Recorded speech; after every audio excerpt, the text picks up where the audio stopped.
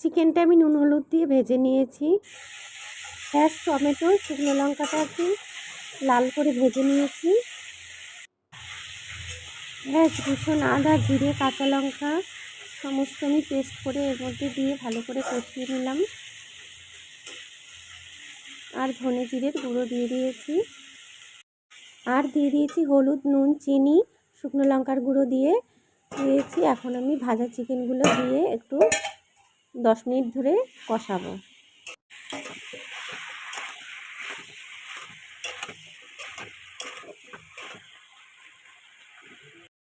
এখন দিয়ে দিলাম আলু। আমি ভাজিনি, এমনি আলু কেটে দিয়ে দিয়েছি। দিয়ে আমি